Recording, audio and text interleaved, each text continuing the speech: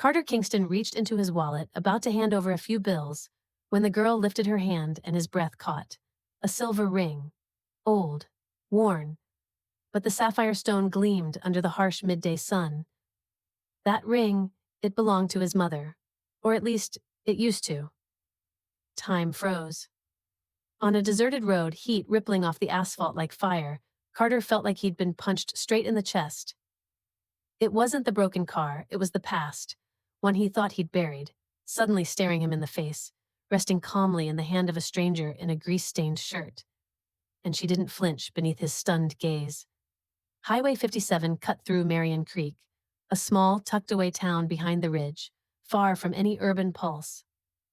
Carter Kingston never thought he'd be back here, especially not driving a $160,000 Maserati with a time-sensitive contract waiting 30 miles ahead. The Aurora project, the crown jewel of Kingston Corp., was set to be unveiled this afternoon. Hundreds of investors were waiting for him, expecting him to show up, say a few bold words, raise a glass of champagne, and play the perfect heir to an empire. Instead, he stood under a merciless sun, silk shirt soaked with sweat, tie crooked, while smoke poured from the Maserati's engine like it was ready to blow. No cell service, no one in sight, no assistant in earshot, only one sound approaching. The sputter of an old pickup truck rolling in from a distance. It pulled over a few yards away. A black woman stepped out. She looked nothing like Carter, no gloss, no noise. A rolled-up plaid shirt, faded jeans, work boots stained with oil. Her hair was braided close to the scalp, tied back neatly with a rubber band. She didn't smile, didn't greet him like most small-town folks do when a fancy car stalls out in their town. "Car trouble?" she asked, her voice firm, not an ounce of awkwardness. Carter frowned. "I have a very important meeting in less than 20 minutes, and my car just nearly caught fire." She cut in, eyes fixed on the tailpipe, still puffing white smoke. "And you are?" he asked, suspicion slipping through. "Imani, mechanic. I run a garage nearby." That was it. No small talk, no credentials. Before Carter could reply, she had popped open her truck's toolbox and was walking straight toward his smoking Maserati. "Careful, that car," Carter began. "Costs more than most houses?" "I know," Imani said, not even looking up. She moved with unnerving confidence. Her small hands worked swiftly, unscrewing bolts without hesitation. The stench of burning oil and steam hung in the air as Carter stood there, useless. He, CEO of a global financial firm, face of a new tech empire, was reduced to watching. "You were 5 minutes away from blowing the engine," she said flatly, no scolding in her voice, just fact. Carter glanced at her, steady hands, focused eyes, posture unbowed, nothing like the way people usually stood around him. "Where'd you learn all this?" he asked, almost reflexively. "From life," Imani replied, still not looking at him. The air felt razor tight, not from heat, but from the slow realization dawning on Carter. This woman didn't flinch, didn't beg, didn't try to prove herself. And then, he pulled out his wallet, peeled a few $100 bills to hand her. She reached out, and that's when he saw it. The ring. Carter froze. A memory, long buried, crashed into him like a wave. A silver ring with a small sapphire. His mother had worn that once. And he, 10 years old, had once given it to a girl in an orphanage. A promise he never kept. Carter hit the gas, leaving the Hope Mechanics sign shrinking in his rearview mirror. But her image wouldn't leave his mind. The ring. That voice. Those eyes, needing no permission, asking for no forgiveness. It was that look, in one fleeting moment, that shook something his father's entire empire had never managed to move. Carter Kingston's unshakable belief that he was born to inherit power.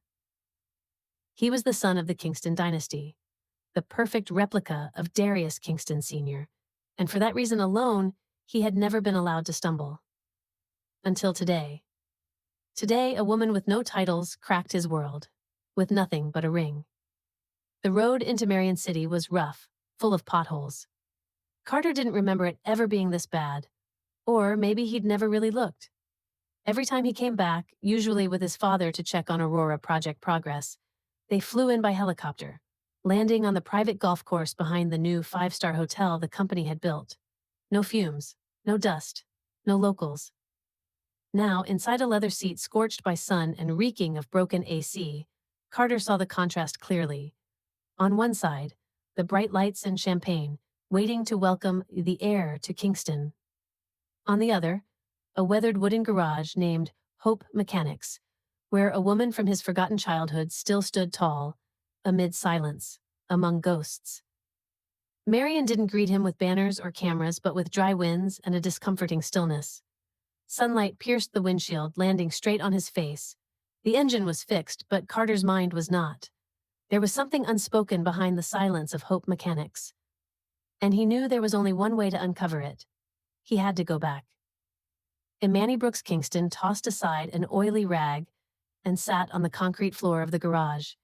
Wind rolled through, carrying the scent of gasoline, machine dust, and memories without names. The garage wasn't warm, but it was hers. No one here told her to bow. No one here called her the daughter of a missing woman. Here she was just Imani, a skilled mechanic, a quiet survivor, someone who knew too well. Truth doesn't always set you free. Sometimes it burdens you. Since age 12, after her mother vanished, Uncle Jalen had taken her in and taught her everything. She learned to fix engines by ear. One hum, one knock, and she'd know what was wrong. But the cracks in her soul? No wrench could ever fix those. Now Carter Kingston was back, a grown man's face, but the ghost of a boy beneath it. And though her expression stayed cold, something inside Imani was burning. Anger, hurt, and a flicker of something she refused to name. He didn't recognize me, Imani said flatly, wiping grease from her cheek. Jalen looked up from the Jeep he was fixing, eyes heavy. He forgot, but the ring didn't. Rings don't lie, Imani gave a bitter smile. People do. She stood, walking to her workbench, where a small wooden box sat locked with a rusty latch. She unlocked it. Inside were yellowed papers, and a tiny carved bird with wings spread wide. "I've kept this since the day my mother disappeared," she said, handing it to Jalen. "He carved it for me. Back then nobody played with Carter. My hair was wild, and my shirt always covered in wood dust. But he was the only one who stayed." Jalen nodded. "He used to be someone else." "So did I." Imani closed the box firmly. "But no one remembers me. They only remember the heir. They only remember him." Jalen walked over, resting a hand on her shoulder. "What do you want now, kid?" Imani looked out at the sun hitting the faded Hope Mechanics sign. Just once, I want the world to see who held that ring for 20 years." The garage door creaked softly as Carter Kingston stepped inside. Imani didn't turn. She was cleaning an old spark plug, hands steady, eyes fixed ahead, like his presence wasn't enough to make her stop. "I figured my car would break down again," Carter said. "It will," Imani replied without missing a beat. "I only patched it up." "Well, I'm thinking maybe I want a full repair this time," he said, as if talking about more than the car. Imani froze. Sunlight angled through the dusty glass pane, casting a sharp line across her face. Clear. Cold. Carter stood in its glare, and for the first time, he thought the garage looked beautiful. Not in any polished sense, but in the way truth looks. Raw, solid, unapologetic. "I'm sorry," he said softly, like the words might shatter the silence. "For not coming back, for forgetting." "No," Imani said, her voice calm, so calm it hurt. "You didn't forget. You just didn't think I was worth remembering." It wasn't an accusation. It was a diagnosis, cold as steel. And it landed with the same metal, thud, as the wrench she set down on the table. "Do you know who I am now?" Carter asked, unable to hide the crack in his voice. Imani turned, her eyes cut straight through him. "I've known who you are since the first day I saw your name in the papers. Carter Kingston, heir to the real estate empire, standing on land once owned by the nameless." Carter froze. "What do you mean?" Imani walked to the workbench, opened a drawer. She pulled out a worn photocopy, a land deed. In the corner was the Kingston Enterprises seal. This is the land Hope Mechanics sits on. It once belonged to a woman named Amelia Brooks. Brooks, Carter echoed. The name rang like a warning bell in his head. Your mother? Imani nodded. She vanished when I was 12. Your parents, or at least the man who raised you, signed this paper. They traded a threat for a promise of protection. Carter felt a phantom hand close around his throat. It wasn't coincidence. Not the car, not the ring, not the name. It was a chessboard. In all these years, he'd just been a piece. Imani didn't look away as Carter sat down on the worn wooden chair. If you came just to say sorry and go back to your suits and billion-dollar deals, you can leave now. I don't need redemption. Carter swallowed hard, eyes still fixed on the map. I didn't know. I swear I didn't. I grew up in castles, fed pride, legacy, and loyalty. But no one ever told me the truth, that everything I stood on was built on someone else's back. Imani's brow tightened. Well, now you know. What are you going to do about it?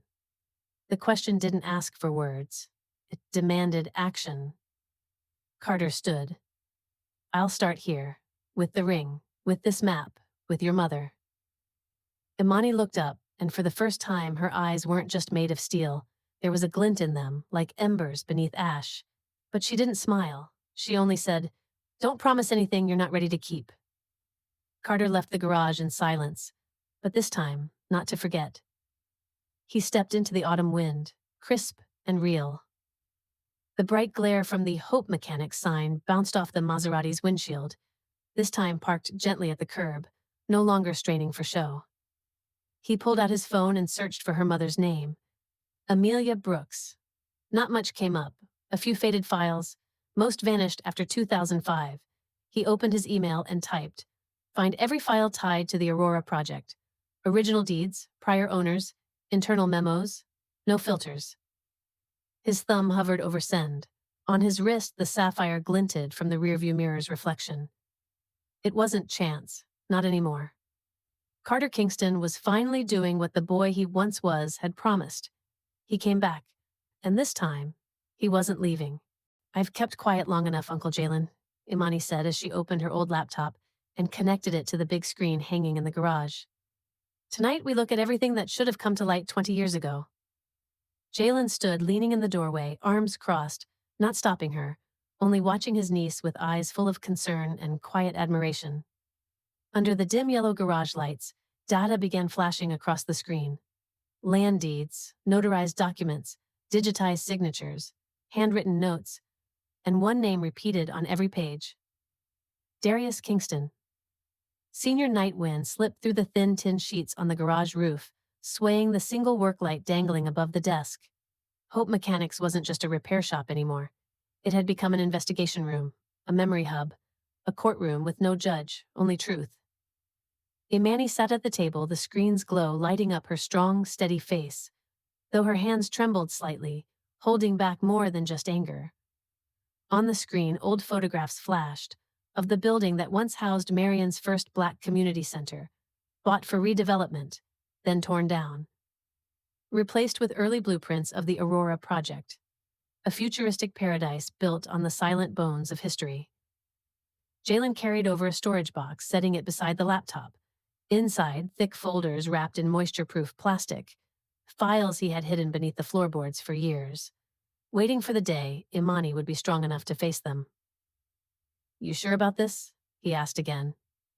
For the first time in 20 years, I'm not afraid, Imani said.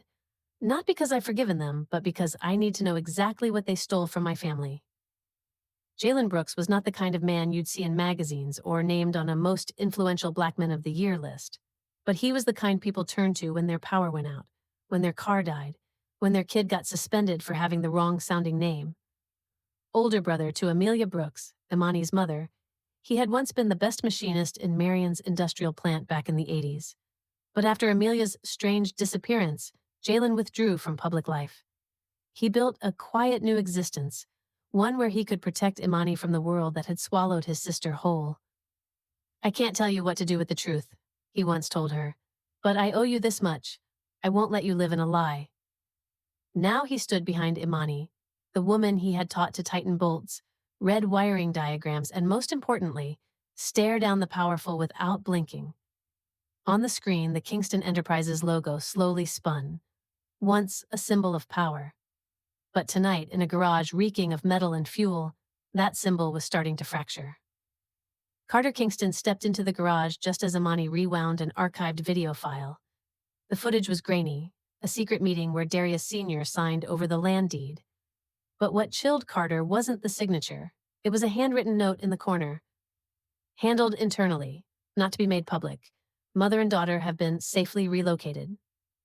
Confirmed, DK. This is, Carter asked, eyes locked on the screen. Your father's note, Imani answered without looking at him. His handwriting, dated the same day my mother disappeared. The wind slapped the window, like a warning knock. Carter stepped closer, the blue light casting across his face. But the confidence of a young CEO was gone. Only confusion remained, and a rising fury deeper than any boardroom battle he'd ever fought. I never knew any of this, he said, as if needing to hear it out loud. It's not that you didn't know, Imani replied. It's that you never wanted to. Silence stretched until Jalen broke it. Are you here to feel sorry for yourself, or to face what your father actually did? Carter didn't answer right away. His hands trembled slightly, but his eyes began to burn. No, he finally said. I'm here to uncover all of it. Carter sank into a wooden chair, elbows on the table, staring at the pile of documents as if rereading his entire life. But this time, from the eyes of a witness, not an heir. Imani handed him another folder. This one not maps, but legal filings. Civil complaints that had been dismissed, missing persons reports labeled voluntary disappearance, and signed by Kingston's legal reps on behalf of the community. This was my mother, she said, pointing to one document with delicate handwriting. The last letter she ever sent came from a clinic. Then she vanished. Carter flipped to the last page, where the signature had been scrubbed out with white correction fluid. But under angled light, the imprint bled through. Amelia Brooks. A sharp ache pressed into his shoulders. Every page was a lie he had inherited, like a legitimate asset. Do you know what they really did with this land? Imani asked. Right beneath this garage is the largest natural aquifer in the region. They didn't just take land, they took the source of life. Carter couldn't speak, but in his eyes, belief began to crack. Not in the world, but in the home he once thought was safe. There's one more thing you need to see, Imani said, pulling out an old photograph. Edges yellowed, slightly curled from time. It showed 3 people, a young Imani, her mother Amelia, and Carter, around 10 years old. He wore a brown t-shirt and held a carved wooden bird, the same one Imani had pulled from the box under her bed. The air thickened. I thought I imagined that, Carter whispered. You didn't, Imani said. You were there. You carved that bird for me. You promised you'd come back, but the next day, they took you. Carter clutched the photo, heart pounding. He didn't remember who took him or why. But now, broken fragments of memory were finding their way back. Each file, each name, each stare. From behind, Jalen spoke, voice steady and low. Your father wanted you to forget everything. And you did, but now, it's time to break that cycle. Carter looked up, and for the first time, he spoke without filtering himself. We're reopening this. The land, the disappearance. Even if he is my father. Imani didn't nod, didn't clap like in movies with triumphant endings and swelling music. She simply looked at Carter, long, steady, searching for what was still real in him. Do you know what it costs to overturn an empire? She asked, voice calm. It's not just press, not just broken contracts, it's lives, it's jobs, it's retaliation from shadows. I know, Carter said, but if I don't do this, then I'm just another version of him, and I can't live inside that legacy anymore. Imani turned back to the table, typed a few keys. A file appeared on screen. Project Aurora, confidential. New site plans, she explained. The public launch is this Thursday. They don't know I have this. Carter leaned in. Location, Marion Creek, the original Brooks family land. Developer, Kingston Enterprises. Legal representative, Carter Kingston. He clenched his fist. So if I walk on that stage and tell the truth, you can void the deal right there, Imani finished. They looked at each other, and in the silence, an agreement formed. No signatures, no handshakes, just the shared will of two people who had once been victims, now rising as truth-bearers. Night fell. The wind howled louder through the tin seams, but the garage light stayed on. Jalen locked the files in a small steel box. Tomorrow you should go to the main house. There are documents only your father keeps in original. Carter nodded, his gaze firm. He won't hand them over easily. That's fine, Jalen replied, as long as you don't forget who you're standing with this time. Carter turned to Imani. She was tying back her braids, heading to the sink to wash her hands, preparing to return to work. But this time, it wasn't mechanic work. She was dismantling something bigger, a rotting empire. One bolt, one wire, one forged weld at a time. And tomorrow, everything would begin to shake. You can walk away from what your father did, Imani said, seated on a wooden bench beneath the oldest tree in Marion's square. But I can't, because what he stole was blood of my blood. The wind stirred, leaves scattered around them like withered fragments of memory. Carter didn't respond. He just looked at her, not with the eyes of an heir, but with the eyes of someone finally learning how to listen to a pain that had never been given a name. Imani touched the sapphire ring on her finger, her gaze still locked on Carter. Did you know this tree was where my mother first taught me to carve wood? Carter nodded slightly, a heavy stone forming in his throat, shaped like a broken promise, and an unintentional betrayal. Marion's Central Square was one of the few places untouched by Kingston Enterprises' redevelopment campaigns. It still held traces of the past, aged red bricks, weather-stained stone benches, and most notably, a towering eucalyptus tree that had once served as the playground for orphaned children from the Open Path Shelter 2 decades ago. Beneath that tree, every Saturday afternoon, a woman named Amelia Brooks would sit with her daughter, her hands guiding carving tools, her eyes soft as spring water. She used to say, "If no one tells your story, carve it into wood. One day, it'll speak for itself." Now that daughter, her eyes now sharpened by survival, sat once again beneath the same tree. And beside her, the boy who had once promised to come back. There were no crowds, no cars, only wind, and memories knocking. Amelia Brooks. Her name had never been etched onto a tombstone because no one had ever confirmed her death. Her name hadn't appeared in public records after 2005. But in Imani's heart, that name was the ember that refused to die. She didn't need anyone to tell her whether her mother lived or not, because every night in her dreams, Amelia was still there, teaching her how to angle the carving knife, how to steady the blade, and most of all, how to keep your spine straight when injustice tried to bend you. Imani pulled a faded letter from her pocket. The paper had yellowed. The handwriting wavered slightly. If you're reading this, it means I'm still somewhere.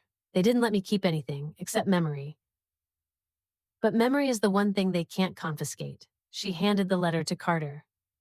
The handwriting matched the marginal note from the forged document signed by Darius.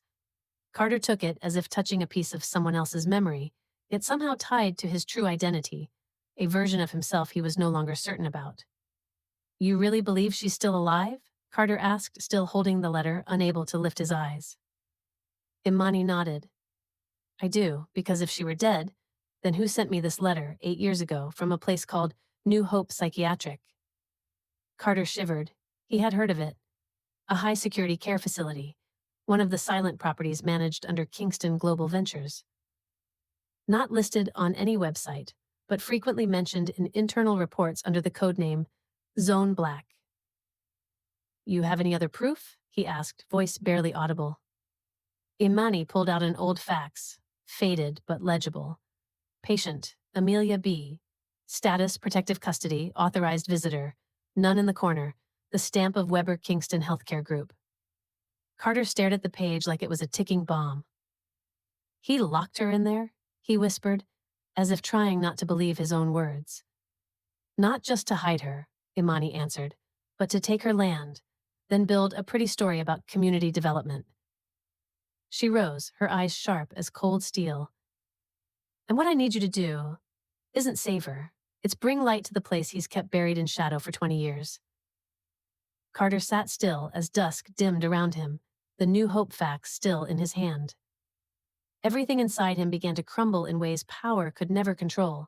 This wasn't just corruption, this was imprisoning the living, staging their death, and erasing their right to exist. Imani remained standing. No tears, no shaking. Only the sense that her entire body was holding back a fire too fierce for water. "I used to think I'd been abandoned," she said.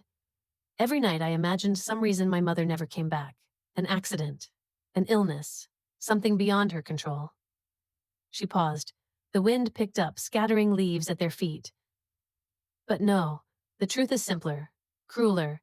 They locked her away like a shadow and built an empire on her silence.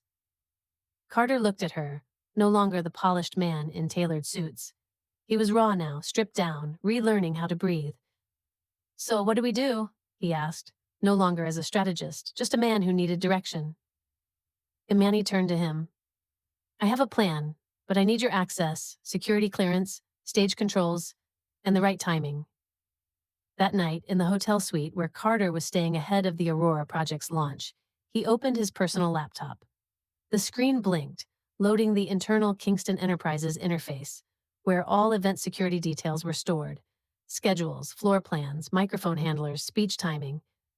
He scrolled, stopped at a line: surprise guest speaker, Elise Harrington, Fashion Investment Alliance, speaking at 7:40 p.m. Carter frowned. Elise hadn't told him she was speaking. Almost on cue, his phone rang. It was Elise. "You know I wouldn't call this late unless it mattered," she said, straight to the point. "You're scheduled to speak," Carter said. "What are you planning?"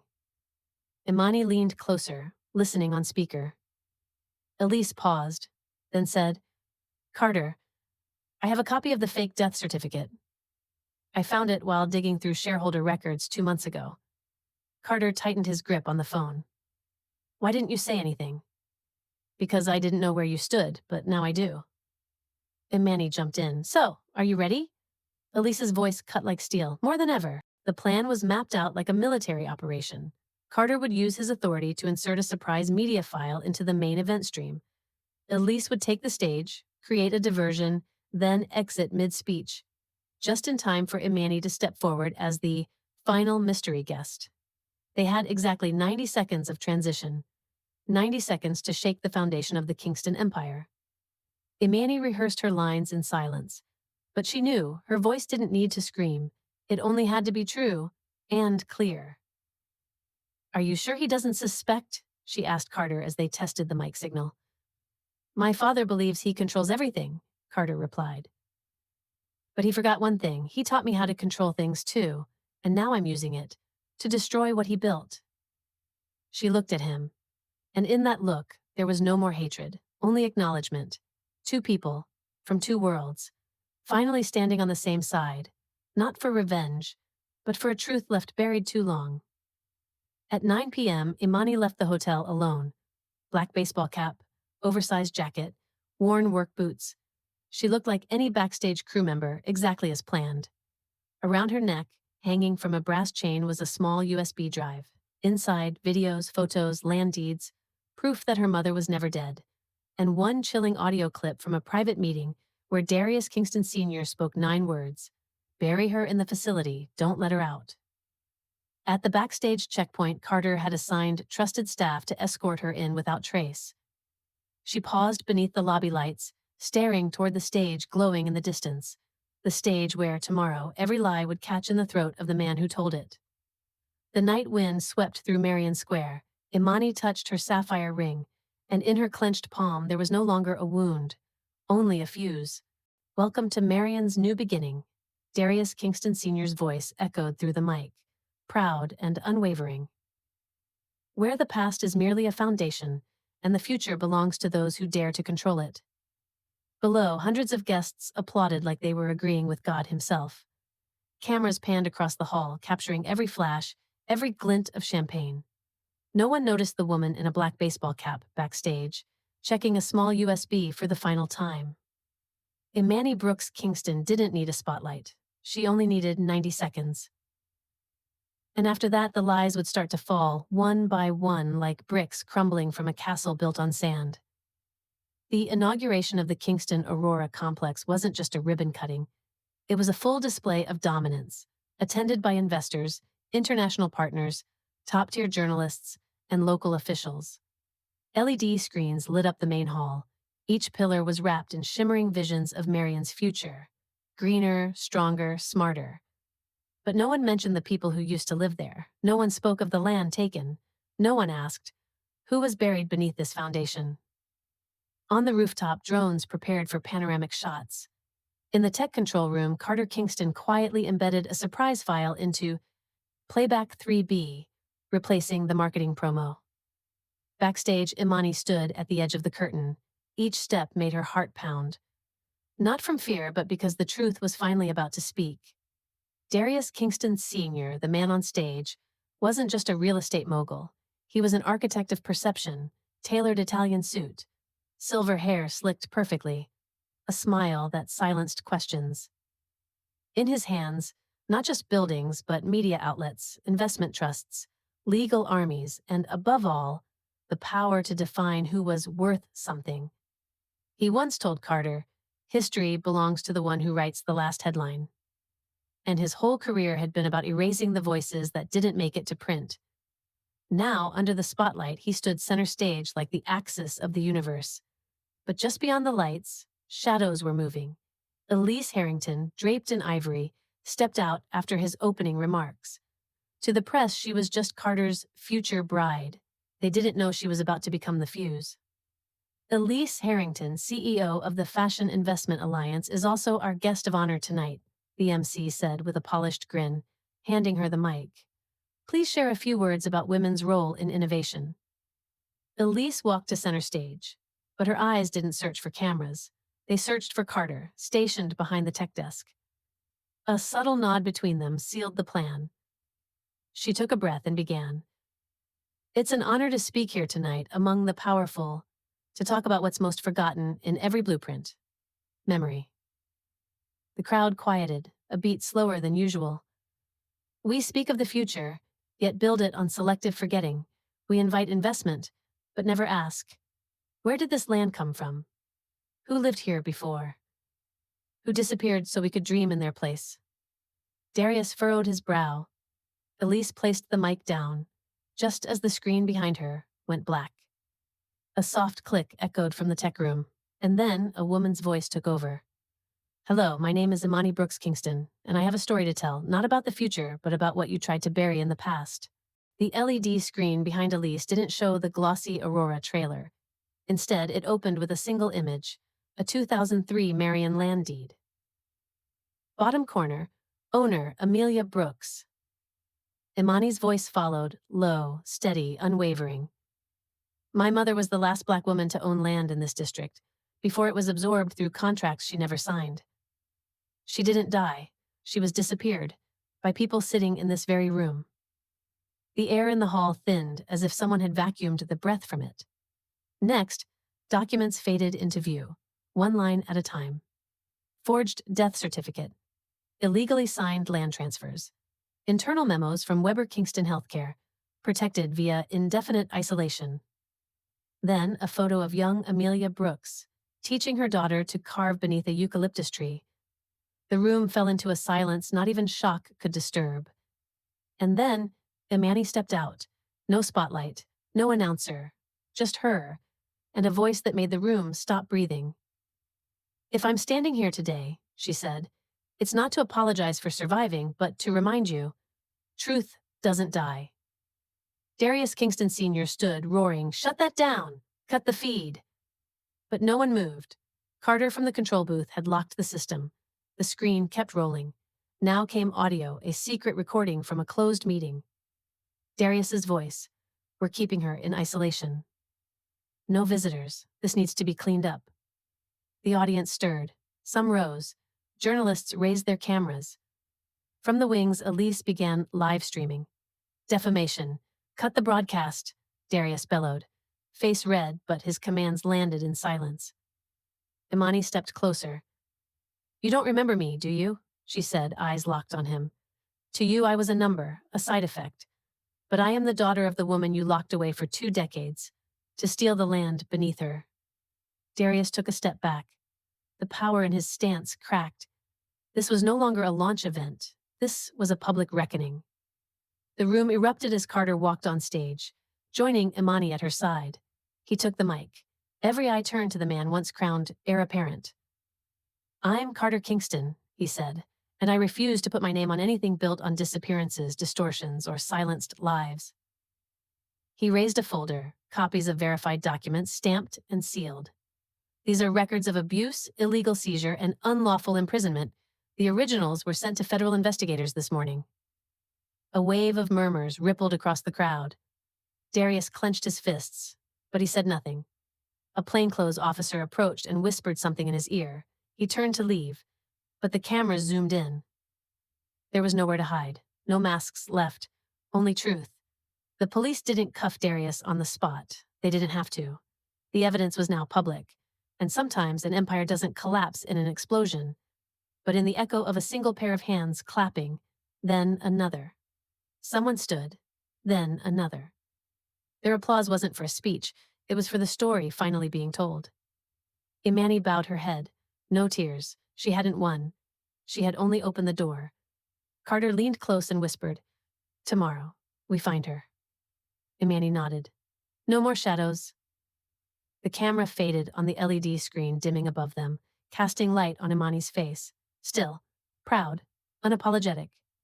A girl once made invisible, now at the center, and no one dared look away. Police didn't cuff him. They didn't need to. Because when truth speaks beneath the stage lights and lens, an empire fractures from the inside. 30 minutes later, Kingston Tower's top floor was sealed. No arrest warrant, yet. But pressure. And for the first time in 20 years, Darius Kingston wasn't the one asking questions. He was the one answering them. Carter didn't leave the building. He climbed to the top floor, no VIP elevator, no entourage, just the USB Imani gave him after the speech, and the resolve never to look away again. Imani followed. No need to rush, nothing left to prove, because this time she was walking into the heart of power, not to beg, but to unmask it. When the glass door opened, Darius Kingston was already seated. He didn't ask why they'd come. He simply turned his chair toward the glowing skyline and said, as if reciting a private creed, "Dogs don't turn on their master unless they realize they were wolves all along." And the door closed behind them. Truth, blood, guilt, ready to be stripped, layer by layer. "Who do you think you are in all of this?" Darius's voice was gravelly, laced with that old, polished contempt. "You were just a replacement piece." Carter froze, not because it was a lie, but because it wasn't. There was no tremble in Darius's voice, no fear, only cold and truth. Imani stood beside Carter, hearing every word, but she didn't look at him. She only clenched the sapphire ring in her palm, as if she already knew. What was about to be revealed wasn't just a personal secret. It was a bloodline twisted to uphold an empire. The executive office on the top floor of Kingston Tower was all bulletproof glass and black stone floors, cold white lights casting no warmth. Outside, the city of Marion shimmered like a financial dashboard alive with data. This room had been the brain of it all. Aurora, New Hope Psychiatric, every buried decision. And now, this room was the crime scene, layer by layer, word by word, person by person. In front of Carter lay a sealed file retrieved from Darius's private safe, marked, "For DK only inside, adoption records, altered birth certificate, medical admissions under Kingston." A handwritten note, "Child must be clean, no disorders, no loose ties, absolute control." Carter's hand shook as he turned to the final page, a transfer order from Open Path Orphanage to the Kingston household. Listed guardian, Amelia Brooks. Carter Kingston, once the polished prince of a modern empire, was now staring into the face of who he truly was. Not the heir, not the son, just a child, placed in the right spot, to patch a gap, protect a legacy, inherit a future meant for someone else. "I was chosen," he whispered more to himself. "Not because I was worthy, because I was manageable." Imani looked at him, and for the first time that night something shifted in her eyes. Not pity, but understanding. "Then the question is," she said softly, Will you let him keep controlling you? Or will you take back what's yours? Not power, but the truth. Darius leaned back, watching like a king observing two rebels. Ever wonder, he said, why I never called you my son? He gave a bitter smile. Because you don't carry my blood, and because there's something more interesting.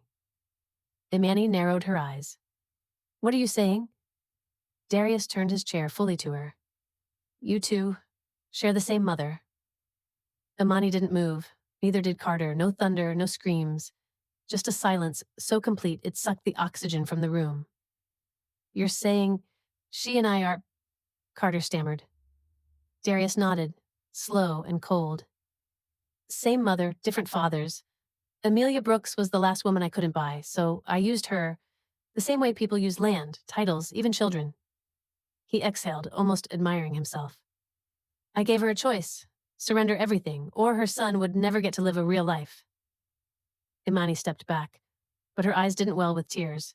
They sharpened, from shock to comprehension. So you imprisoned her, erased the records, adopted her son to replace the one you lost. Carter backed against the glass wall. Below, the city glowed. Inside him, a chasm. He looked up, eyes red. So that means I'm her son, her firstborn. Her brother Darius's smile turned razor sharp. Or her accomplice, if you keep carrying my name. The air in the room thickened. No one spoke, but 3 wars were being fought. Carter between identity collapse and moral awakening. Imani between blood-deep rage and cold clarity. Darius still like a monument to control, cracking but not yet fallen. Imani spoke first. So I kept the ring, and you carried the stolen memories. Carter didn't respond. He turned back to the city, gripping the adoption paper. Amelia Brooks's name etched like a blade cutting through the falsehood of his past. How many other children did you rename like me? He asked without looking back. Darius folded his arms.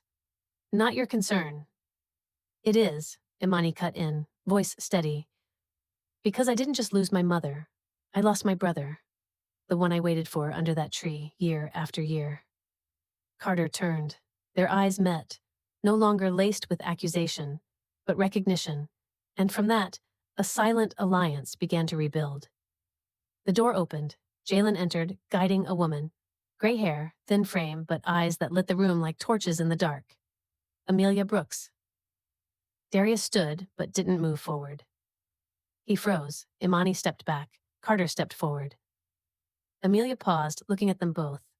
No tears, no dramatics, only the gaze of someone who had lived too many lives inside one body. You're Carter? She asked, voice soft as wind. Carter nodded, trembling. And you're Imani? She turned. No one cried, but all the excess, the lies, the titles, melted. All that remained. Blood, flesh, truth. They said you were dead, Imani whispered. I was half killed, Amelia replied, eyes never leaving Darius. The other half was locked away to stay silent. But I stayed alive. For you two. Darius tried to speak, but Carter raised a hand. You don't get to talk anymore. And for the first time, the man who once commanded silence was silenced. Imani pulled a file from her coat. These are all the documents on orphan record falsification, mental health detentions, and illegal land merges. With your signature, she laid them before Darius like a judge, setting down the final evidence. No gunshots, just paperwork. And truth. Amelia stepped forward slowly. Darius, she said, calm and piercing, you don't get to buy my silence again. I don't want revenge. I want my name back, and I want my children's real names returned. Darius sank into his chair, not from fatigue, from defeat. Carter removed his ring, the one he'd once thought was his mother's legacy. He placed it in Amelia's hand. This belongs to you, he said. Not to hold, to finish. She gripped his hand, and for the first time, they were a family, not by title, by choice, by truth. Imani stepped onto the balcony, glass door swinging behind her. The night wind pulled through her hair, carrying metal, dust, and dried tears. Carter joined her. They didn't speak. They didn't need to. They both knew. This wasn't the end, because personal justice was only the beginning. Now came public justice. Amelia rested in the next room. Jalen stayed by her side, and below, the legal team gathered statements. Imani turned to Carter. Tomorrow, we hold a press conference. Everything goes public. No edits, no spin. I know, Carter said, and I'm leaving the Kingston name behind. She smiled faintly. Not to erase the past, to rebuild where it collapsed. The camera pans out, two figures standing on the tower's edge. No longer victims, no longer just witnesses. They were rewriting the final line of a story once written in blood and lies. We're not here to apologize, Imani said, her voice clear and unwavering. We're here to return the real names to those who were never called by them. In front of her, dozens of cameras flashed. Behind her, the backdrop read in bold letters, Official Disclosure, Kingston Group, and the Restructuring of Truth. This wasn't a press conference, it was a public reckoning, a decryption event, where files were laid bare, testimonies aired, and what was once hidden behind legal barricades now stood before the world. The woman who had been erased, the man who had carried a false name, the family no one had acknowledged, now stood, announcing the truth. The main hall of Marion City Hall gleamed with morning light. No red carpets, no flowers, no champagne like the Aurora launched days ago. Only documents, documents and more documents. Each table stacked with stamped files, illegally transferred land deeds, forged death certificates, erased orphan records, hidden assets masked as redevelopment initiatives. Behind the podium, a large screen glowed. The first image wasn't Imani or Carter. It was Amelia Brooks, seated in a rehab room, gently nodding into the camera. I'm still alive, and I'm no longer afraid. A breeze swept through a nearby window. The papers rustled. The room was tense, but it wasn't fear anymore. It was reclamation. Imani Brooks Kingston. No longer just the mechanic beneath the eucalyptus tree. She now stood as the voice of every community that had been erased. Those displaced, underpaid, locked away under the banner of growth and development. We don't seek revenge, she said, voice sharp as a judge's gavel. We seek recognition, legal, permanent, and recorded in ink, not just in family whispers. Beside her stood Carter Kingston, now known as Carter Brooks, having formally renounced the Kingston name. He didn't stand like a CEO, he stood like a survivor. A witness who had walked away from a counterfeit crown and faced the truth written in his blood. Behind them, legal teams, civil rights organizations, investigative journalists, and most importantly, the displaced people of Marion Creek, now invited to speak at a podium that finally had a microphone. Each person, each name, each story, rewritten in true names, true land, and real tears. But the truth never travels unchallenged. Moments after the first speech, the Kingston Group's suspended attorney arrived and filed a countersuit. All testimony is inadmissible, extracted from private systems without executive approval. The case was elevated to the state court. On social media, a smear campaign began, anonymous accounts spreading false claims. Amelia Brooks was mentally unstable. Imani and Carter faked their blood ties. All Marion lands were fairly compensated back in 2008. Backstage, Imani watched the edited clips, the twisted headlines. She fell silent, but did not fall. She turned to Carter. We've cut down the tree, but its shadow still clings. Carter clenched his fist. Then it's time we cut the shadow too. The next morning, a 57-page petition was filed to the State Department of Justice and the Special Committee on Development Asset Review. First signature, Carter Brooks. Second, Imani Brooks. Third, Amelia Brooks, with a handwritten note beside her name. I lost my name once. I won't let my children lose theirs. This wasn't just a legal rebuttal. It was a direct strike against the financial, legal, and media infrastructure that had protected Kingston Enterprises for 2 decades. But what silenced Carter that day wasn't the filing.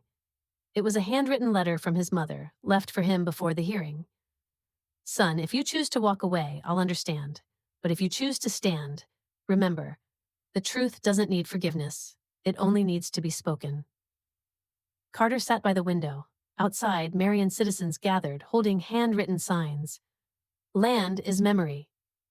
We remember, tell the truth, then build. And Carter understood that this was no longer about him. It was about a community once erased from the map, now reclaiming itself. The state Supreme Court hearing was broadcast live. Plaintiff, the Kingston Group, armed with new lawyers, fresh PR, and a lineup of leadership reforms. Defendants, a three-person family. No titles, no security detail, just records, memory, and surgical honesty. Imani testified first. She didn't dwell on loss. She focused on what must be restored. The database of erased orphans, falsified land titles, and a new community restoration program, beginning on the land once swapped between shell companies. Carter followed. He submitted the complete internal accounting records, accessible only to top-level executives.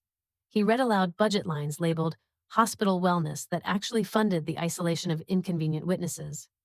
When Kingston's new attorney objected, a judge banged the gavel. You wish to challenge this evidence? Then explain your client's signature right here. The lawyer fell silent, and in that 10-second silence, the last mask of the Kingston empire collapsed. 3 months later, the court ruled. Kingston Group was stripped of land rights in Marion, mandated to return property under a newly established community restoration trust. All assets tied to fraudulent documentation were frozen. Darius Kingston Sr. was officially charged with 7 criminal counts: unlawful detainment, falsification of legal documents, theft of citizen property.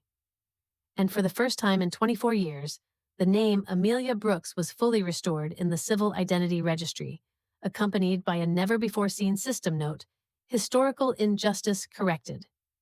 Carter stood silently outside Hope Mechanics, now transformed into the Community Justice Archive Center. A brass plaque on the wall read, "No empire built on lies can withstand a truth spoken at the right time." He placed his hand on the plaque. Imani stepped out, holding a new stack of documents.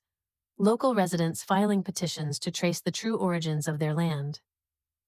You sure? She asked. Carter nodded. This time I'm staying, not to inherit, but to rebuild from the ashes. That evening, Marion held a candlelight vigil. No stage, no leaders, no speeches. Only the forgotten, standing shoulder to shoulder, each holding a flame. In the center stood Imani, Carter, and Amelia. The wind was soft, the glow dim, but the fire stayed lit. A child walked up to Imani and tugged her hand. Miss, what if they try to hide everything again? Imani knelt down, placing a hand on the child's chest. Then you remember your name, remember your grandmother's name. And if someone tells you to forget, you say, no, I already learned. The camera slowly zoomed out. No music, only candlelight, and a city once renamed, now rewriting itself in the hands of those it once erased. The end, but not silence. A beginning, no longer in the dark. Never let anyone teach you to stay silent about your own story, because like Imani, you don't need a microphone to make a system listen. All you need is one truth, and the courage to hold it even when the world is begging you to forget. Maybe you don't carry a powerful name. Maybe you don't sit in the high-back chair. Maybe no lawyer ever cleared your path. But you hold something no one can fake. Memory, dignity, and pain that's real. And from that comes a choice, not revenge to burn it all down, but strength to stand and rewrite the chapter they got wrong. Imani is no superhero. She's a Black woman who knew she was underestimated, knew she was pushed to the margins, and still chose to stand, unbowed.